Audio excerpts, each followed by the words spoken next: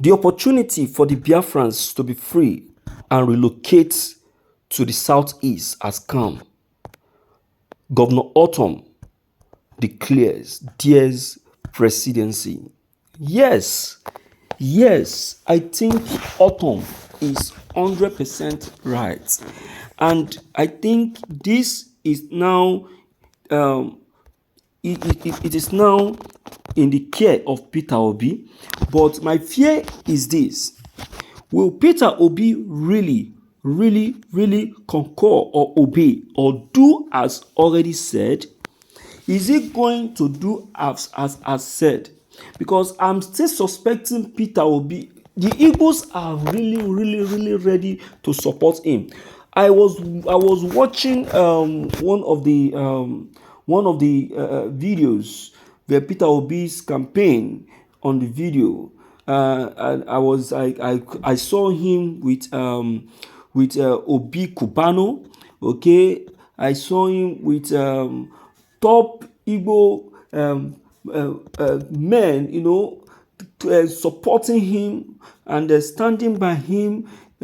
I saw some Igbo youths campaigning along with him, dancing and all of that. So one thing that was what came into my mind is hope all of this is not going to be in vain. Hope Peter Obi is going to listen to these masses. Hope his case is not going to be like that of President Mobari and the people of Castina and all of that. Many of these things keep coming to my mind. You understand? So that is one thing about the politicians. It's not all about voting for them. It's all about voting for them and them keeping to their promises. You understand? Till today, the people of Castina, they are still regretting that they voted for President Mobari. The people of Kaduna are still regretting they voted for President Mobari. Why? Because he refused to do what he promised to do. And despite the fact that that is where he came from. Hey, my people, let's check the content. This is morning news. The governor of Benue State, Samuel Ortom, has lambasted some prominent Igbos who rebuked the former governor of Anambra State, Mr. Peter Obi, for contesting the election. In his remark, Ortom said, since after the civil war, an opportunity has come to the Igbos and they are still complaining, angrily reacting. What did you, some Igbos who are rejecting Obi's candidature, want? It's a question. Ortom, who features in the channel's TV shows while interacting with some Igbos, traditional title holders in Benue State, said, I thank God that the acceptance of Peter Obi is beyond religious and tribal bonds, but speaks more of Nigerians' unity and renewed hope, the politicians have said in his further remark. He said, if you go to the south, north and west, everyone is chatting Obi. Why should some Igbos be so selfish-oriented to say they don't want him, he queries. He said when he was praying, one of his spiritual fathers told him that Peter Obi will win the election and there is nothing miscreant Igbos in disguise will do. Ortom further asserted that it is even good some Igbos are rejecting his bid because he is not Igbo president but Nigerian's president. The governor echoed, what is your opinion about these developments? You see, Mr. Ortom or Governor Ortom, you don't need to blame the people. You don't need to blame the masses. You don't need to, lambast them. They have their reasons. Unlike me now, I'm not against Peter Obi, but I'm not going to vote for him. Do you understand? I'm not going to vote for him. I have my reasons. And my reasons are very simple.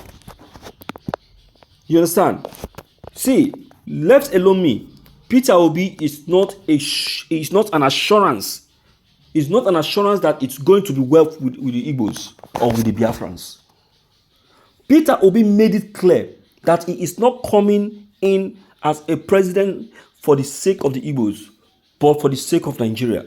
And I tell you, because of this very statement, Peter Obi will come in and he will ignore the Igbos. When he was a governor, check what he did. Though he did some good things. But I tell you, the bad things he did are more than the good things that he did. And there is something that I am still capitalizing on that is still making me not to vote for Peter Obi. Why? That is, Peter Obi is just too rational. It is good to be rational, but over-rational is an issue. When you are too rational, you place the people in between the line of poverty. You start limiting the people on daily withdrawal. What if someone, maybe what the person wants to take care of from the scale of preference, what the person wants for that very day worth 200,000, and you are not telling the person that for a day that the only money he is going to withdraw is 50,000 naira. It means that you have prevented the people from meeting up with its daily need. Forget about helping the person to save the money. Is it your money? It's the person's money now. Just like what is happening in the bank today. People's money, people's own money, their own money in the bank. You people are denying them of their own money in the bank. You are now discouraging them from keeping their money in the bank. You're not telling them that keeping your money in the bank is not safe. So you start limiting them by asking the ATM to pay them only 2,000 naira on daily basis.